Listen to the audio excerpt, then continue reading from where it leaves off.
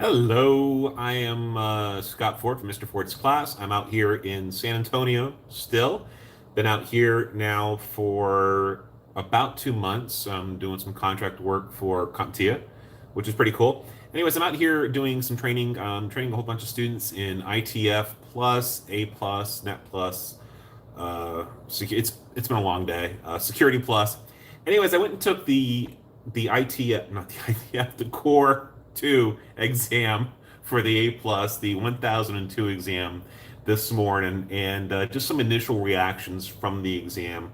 This is not the first certification exam I've sat for. I got my first A plus when it was still the adaptive exam. That was way, way, way, way, way back in the day. Even I think it predates YouTube. I mean, we're talking some old stuff here. So, just some quick reactions in regards to this exam. So, the first one is I would highly, highly suggest that you know how to partition drives in Windows using disk management. And that's all I'm going to say about that one. But definitely know how to partition drives in disk management. It will serve you well.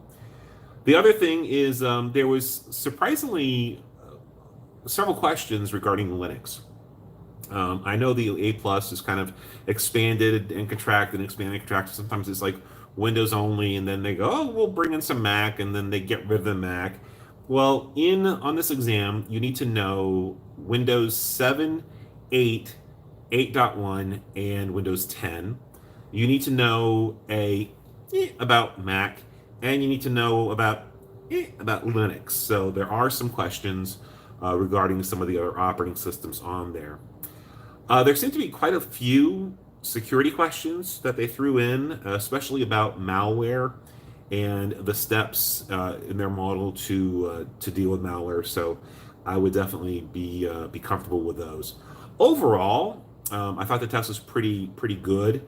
The word around town is that the 1001 exam right now is the harder of the two exams, while the 1002 is the easier of the two exams. Now, I've had students out here who didn't pass the 1001, and when I first took my A plus certification exam, again, way back in the day, I failed both of them the first time out, and I did a lot of self-study. So don't get discouraged if you fail the exams.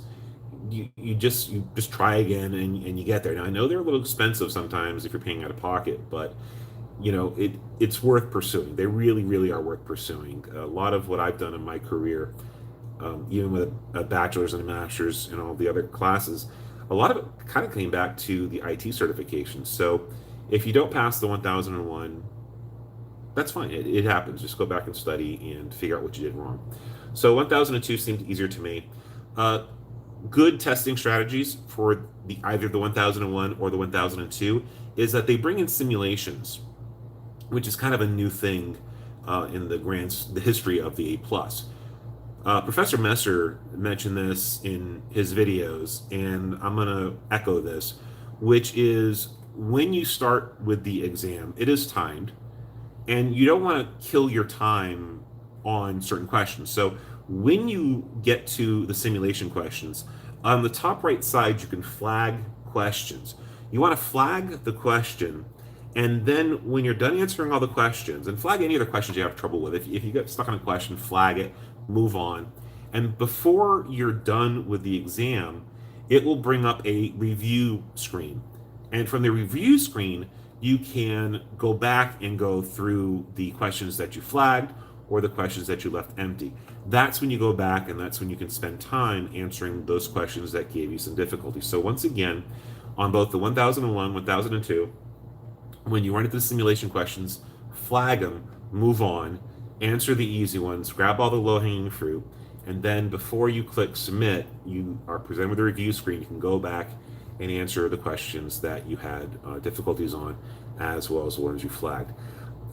Some of the questions that are raised, I've been kind of plugging into Reddit recently. Mr. Ford's class on Reddit is, what do you use to study? What do you use to study? What do you use to study? And it's a good question because there's a lot of material out there. Some is worthwhile and some is a waste of time. Professor Messer, I've really watched him grow over the years. I started doing podcasts and YouTube videos before really before anybody else was doing the A plus stuff. Had to stop because I went to go work for somebody. But Professor Messer videos are fairly good.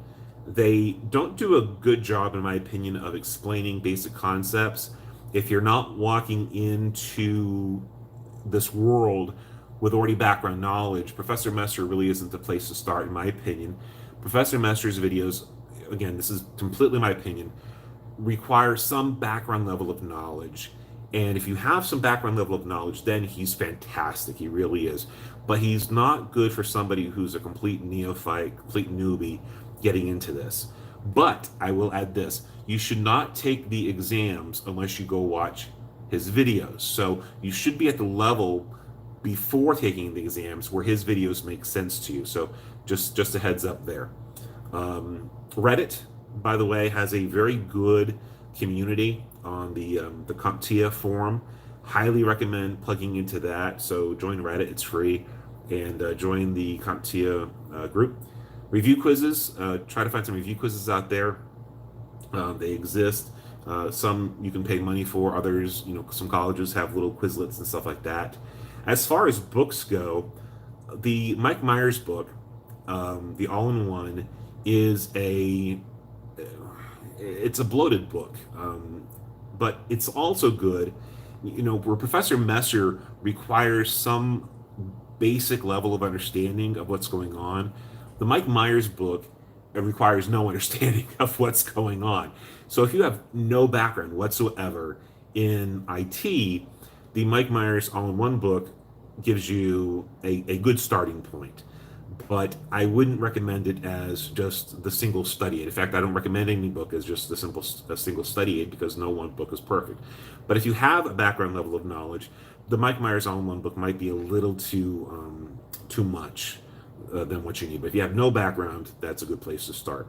The exam cram books are good. Again, if you have a level of knowledge, exam cram books are good.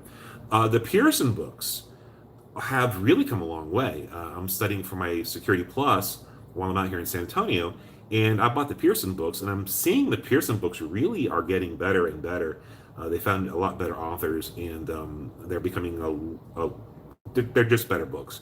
Also, CompTIA, the people who actually offer the certification, have their own publishing now. They do their own books, and you can still tell it's kind of early on, but they're pretty decent. That's what my students are using out here, and I've got a couple of copies of them. Again, they're maturing. They're growing up and they're maturing. So, anyways, I hope this short video helped. It's almost 8 minutes. And, out here in San Antonio, just passed both exams. If you haven't taken the exams, I highly recommend doing it. Remember, the 900 series is dead and gone, and it's the 1000 series. So until later, goodbye. Have fun studying out there, and see you later.